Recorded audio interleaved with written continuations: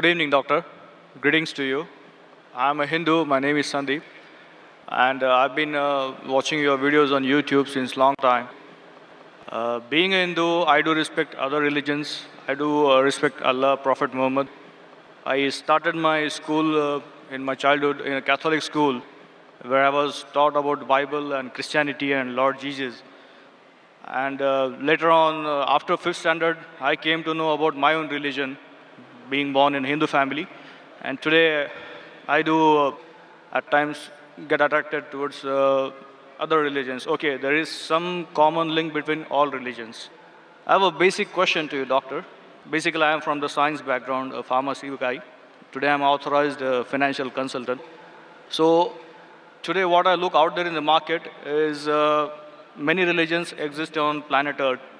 If human being is the same, if human organs are the same, if the human body system follows the same heartbeats, blood flow, the same blood, the same ears, the same nose, if everything is the same, the creator has to be the same, the supreme power is the same.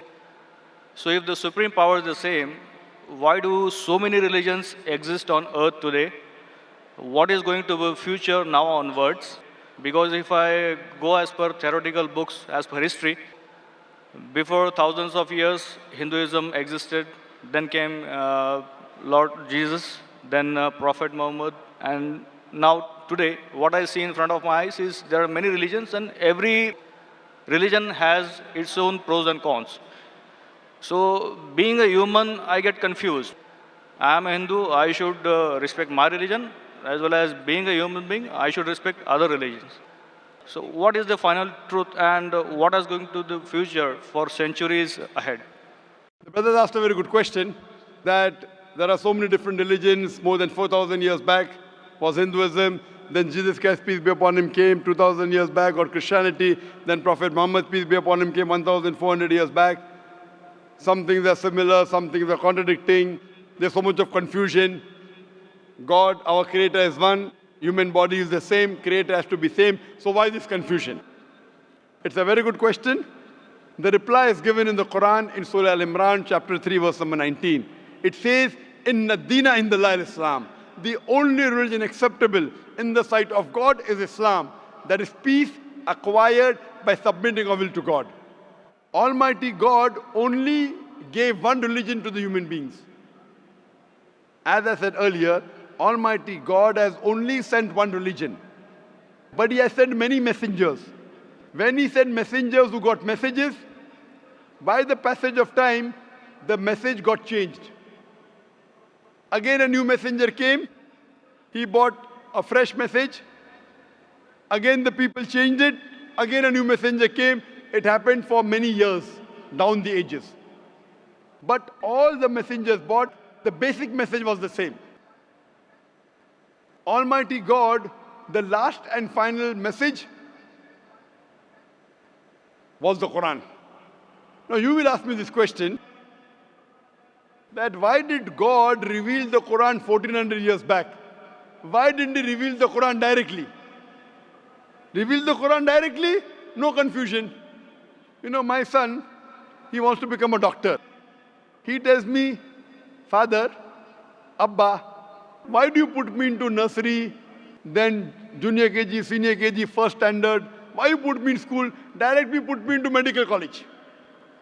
I said, son, if you want to be a doctor, first you have to go to nursery, pre-primary, primary school, secondary school, medical college, then you become a doctor. You can't directly enter a medical college because you won't understand.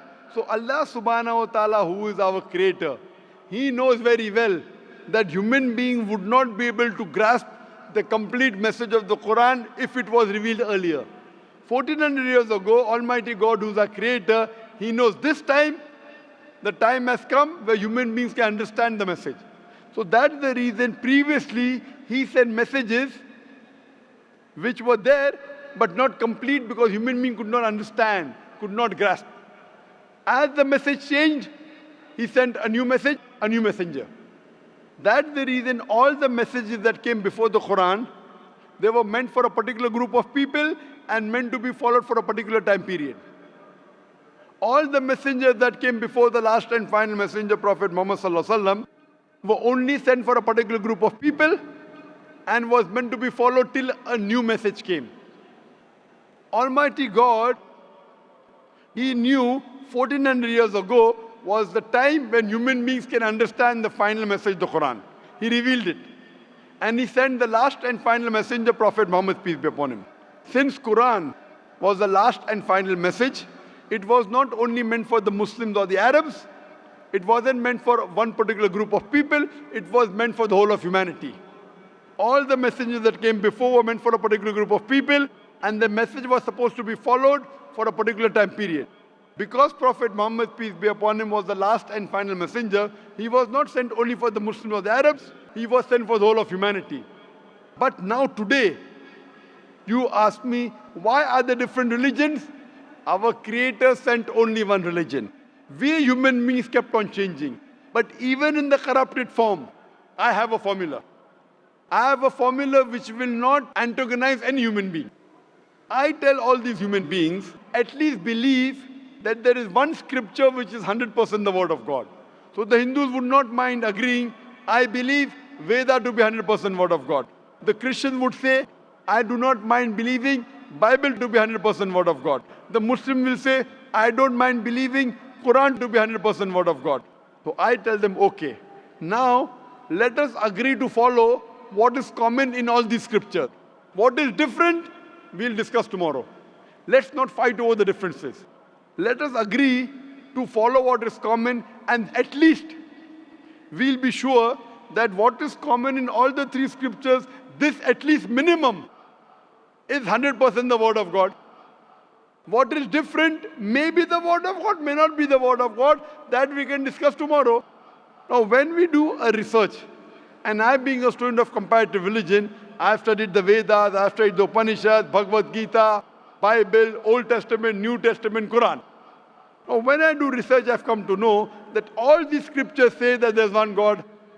All the scriptures say that God has got no image, has got no photograph, no painting, no statue, no idol.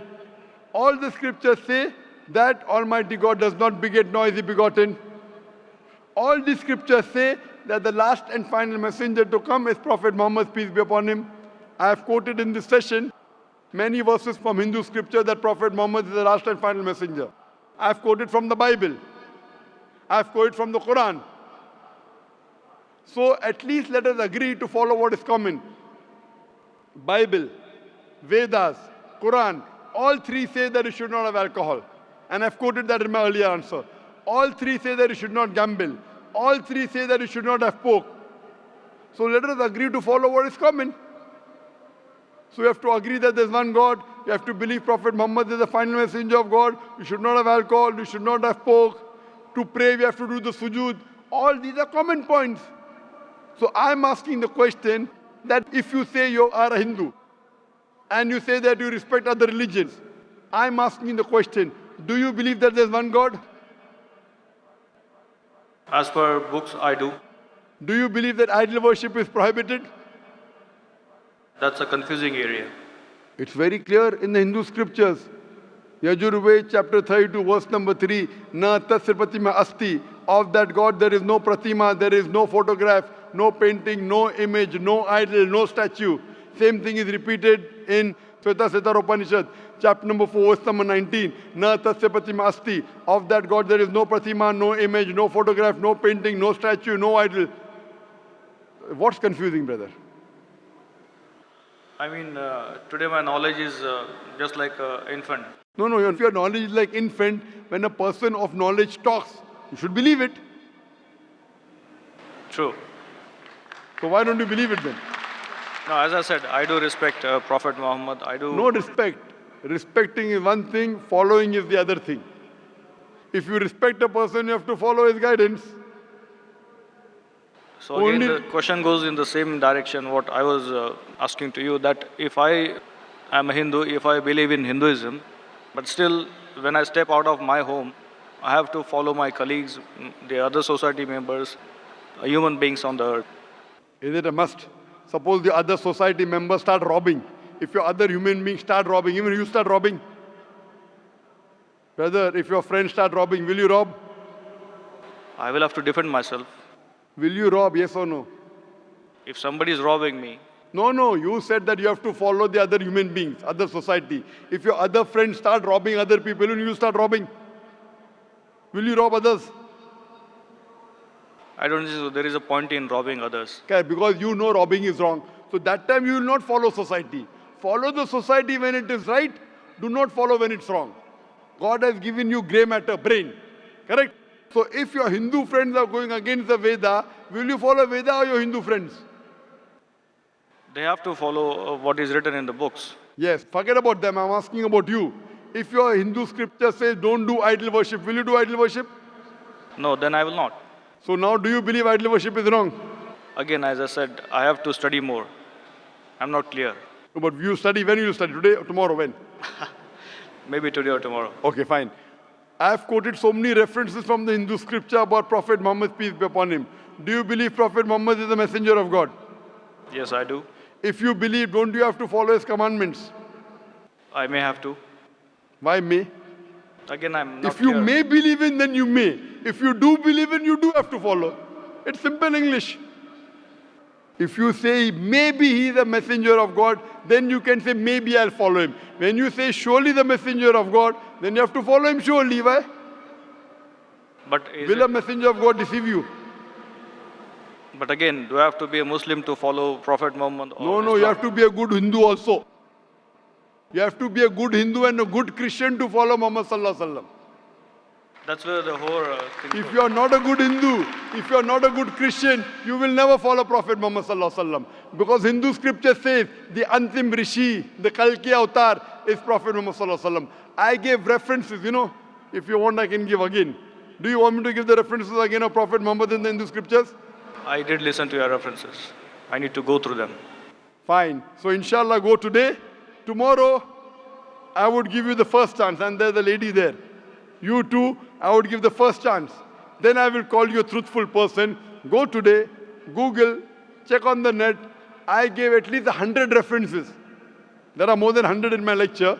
If you see, on Hindu scriptures, talking about Prophet Muhammad Sallallahu Alaihi Wasallam, talking about one God, talking not to have alcohol, not to have pork, not to gamble. What is different we'll discuss tomorrow. At least what is common we should agree. So when you're talking about getting human beings together, I'm giving you a formula which will not offend you. I'm not telling you follow that which is not mentioned in the Hindu scripture. I'm telling you follow what is mentioned in Hindu scripture and the Quran. 100% you will be a good Hindu, good Christian, and even enter into Islam. May not be good Muslim, at least enter, and then your scripture says you have to follow the guidance of the last messenger, you have to follow the Quran. So if you follow the Quran correctly and the sayings of the Prophet Muhammad Sallallahu Alaihi Wasallam, you will be a good Muslim. And I'm waiting that inshallah if we can do it today, tomorrow inshallah we can interact. Thank you very much, doctor.